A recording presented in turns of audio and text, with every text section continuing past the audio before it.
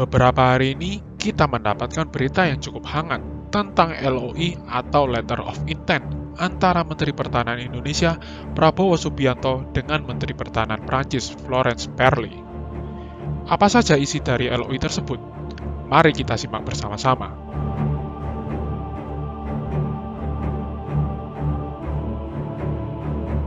Di dalam LOI tersebut dikatakan bahwa Menteri Pertahanan Indonesia Prabowo Subianto ingin melanjutkan dan meningkatkan kerjasama di bidang pertahanan yang sudah ditandatangani 4 tahun lalu.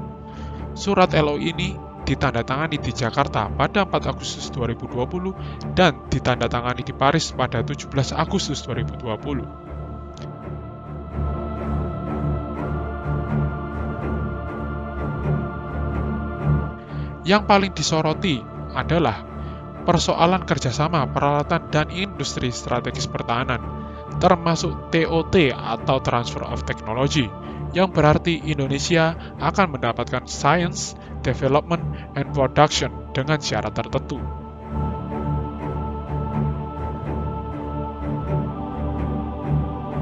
Alutsista yang dimaksud adalah Rafale, kapal selam Scorpion Class dari Naval Group, misil MBDA, frigate Lafayette Class, termasuk dukungan lainnya yang akan diterima oleh Kementerian Pertahanan.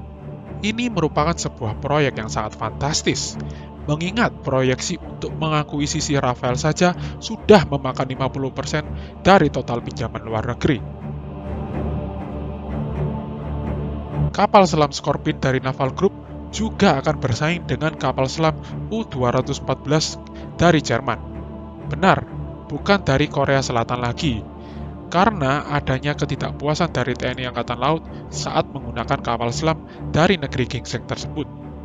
Lafayette Class Frigate beberapa bulan lalu memang sempat diperbincangkan karena terdapat 3 unit Lafayette Class yang akan dimodernisasi oleh Marine Nationale atau Angkatan Laut Prancis, dan sisanya 2 unit yaitu Surcouf dan Guy-Brats kemungkinan akan dijual ke Indonesia, tetapi dengan kondisi tanpa upgrade. Nantinya Lafayette akan bersaing dengan Bremen Class dari Jerman dan Durand de la Penne Class dari Italia. Bila proyeksi akuisisi Lafayette Class Frigate berjalan mulus, maka TNI Angkatan Laut akan menjadi pemilik kedua setelah Singapura yang memiliki kapal stealth tercanggih se-ASEAN, bahkan melebihi Sigma Class atau KRI Rem Class. Di sisi lain, MBDA, kita juga akan melakukan proyek jangka panjang untuk memenuhi kebutuhan air defense, jarak menengah, dan jarak pendek untuk kapal-kapal TNI Angkatan Laut. Akan tetapi, yang menjadi pertanyaan adalah, seberapa jauh pemerintah kompeten dengan proyek ambisius ini?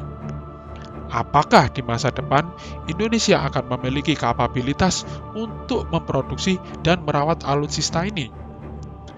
Karena perlu kita lihat kembali, ada sebuah proyek yang terombang-ambing yang tidak jelas karena masalah pendanaan.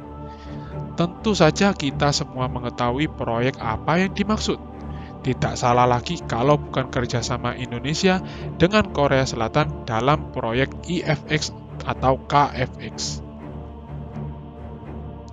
Perlu diketahui bahwa saat proyek IFX atau KFX dimulai, sebenarnya pemerintah sudah mengetahui benar seberapa jauh kapasitas industri dalam negeri untuk mengurus proyek besar ini.